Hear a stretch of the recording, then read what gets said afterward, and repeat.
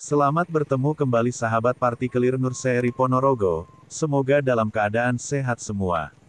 Jangan lupa klik tombol subscribe agar tidak ketinggalan dari video-video yang kami tayangkan. Mari menanam untuk masa depan kehidupan yang lestari serta segar.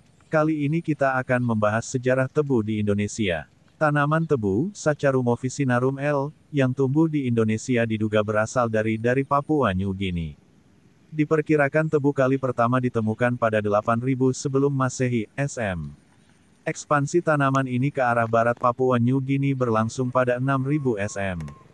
Lalu, tebu mulai menyebar ke Indonesia, Filipina, dan India. Rahasia tanaman tebu akhirnya terbongkar setelah terjadi ekspansi besar-besaran orang-orang Arab pada abad 7 sesudah Masehi.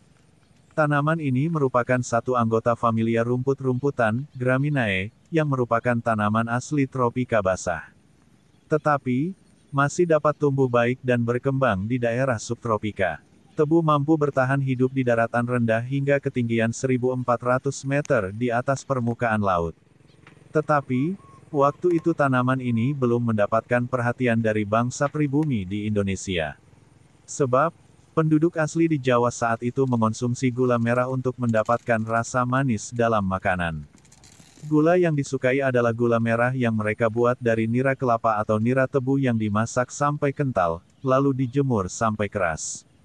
Mereka tidak tertarik memproses nira tebu menjadi gula kristal. Hal ini tercatat dalam buku History of Java yang ditulis Raffles.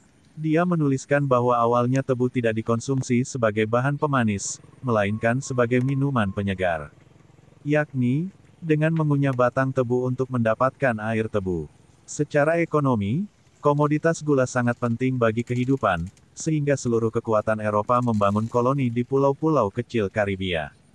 Bahkan, demi memiliki koloni baru untuk mengembangkan tebu, bangsa-bangsa Eropa harus bertempur untuk menguasai pulau-pulau di kawasan Karibia. Selanjutnya, tanaman tebu dibudidayakan di berbagai perkebunan besar di kawasan-kawasan lain di dunia India, Indonesia, Filipina dan kawasan Pasifik untuk memenuhi kebutuhan pasar Eropa dan lokal. Catatan sejarah menunjukkan, VOC yang pertama kali mengekspor gula dari Batavia. Tetapi, belum ada bukti yang bisa memastikan bahwa awal pembuatan gula kristal di Hindia Belanda berlokasi di Batavia. Justru, Banten diduga menjadi lokasi pertama pembuatan gula kristal di Indonesia. Hal ini berdasarkan adanya batu silinder di Museum Banten Lama dan lukisan peta kota Banten tahun 1595. Baru ketika orang-orang Belanda mulai membuka koloni di Pulau Jawa, kebun-kebun tebu monokultur mulai dibuka dan terus berkembang ke arah timur. Puncak kegemilangan perkebunan tebu nasional sendiri dicapai awal 1930-an. Saat itu ada sekitar 179 pabrik pengolahan dan produksi gula dengan kapasitas produksi 3 juta ton gula per tahun.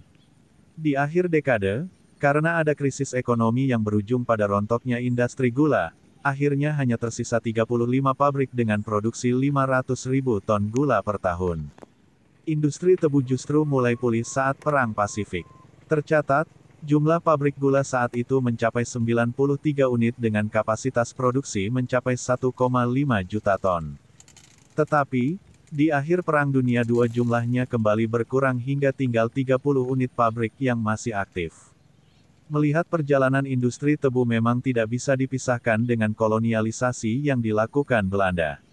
Sistem kolonial Belanda memang hanya ingin memanfaatkan sumber daya manusia dan kekayaan alam yang murah. Apalagi, Pulau Jawa dikenal sebagai daerah yang subur untuk tebu. Tidak mengherankan, Jawa sudah menjadi sentra penghasil gula sejak kolonialisasi Belanda. Mayoritas pabrik gula yang masih bertahan sekarang pun merupakan warisan Belanda. Gula menjadi komoditas unggulan di Eropa, selain rempah-rempah. Karena pola yang dijalankan berbasis sistem kolonial, pengembangan perkebunan dan industri tebu saat itu tidak bisa dinikmati oleh rakyat. Setelah Indonesia merdeka dari kolonialisme, berbagai perkebunan tebu dan pabrik gula dinasionalisasi sebagai aset nasional. Hal itu terjadi di era 1950-an. Pengelolaan aset kebun dan pabrik diserahkan pemerintah Indonesia kepada Badan Usaha Milik Negara (BUMN). Tidak hanya pada tebu, Nasionalisasi aset perkebunan juga terjadi pada komoditas kopi, kakao, maupun kelapa sawit. Saat ini agribisnis tebu milik pemerintah hanya ada di beberapa PT Perkebunan Nusantara (PTPN) dan PT Raja Wali Nusantara Indonesia (RNI). PT Perkebunan Nusantara tergabung dalam holding PTPN 3, yaitu PTPN 7 di Lampung, PTPNIX di Jawa Tengah, PTPNX dan C di Jawa Timur, serta PTPN 14 di Sulawesi Selatan. Selain itu, ada beberapa pabrik gula swasta yang berdiri di Indonesia. Total ada sekitar 64 pabrik gula yang beroperasi di seluruh tanah air. Namun, dari sisi penyebaran secara geografis masih tidak proporsional. Sebagian besar pabrik gula ada di Jawa Timur. Jumlahnya mencapai lebih dari 30 unit pabrik. Tidak heran, penyangga terbesar industri gula nasional ada di Jawa Timur. Pemerintah sejatinya sudah mencanangkan program swasembada gula sejak 2002. Untuk mendukung hal itu, pemerintah juga telah membentuk Dewan Gula Indonesia, masih mengimpor gula untuk memenuhi kebutuhan nasional. Penyebab belum tercapainya swasembada gula cukup kompleks.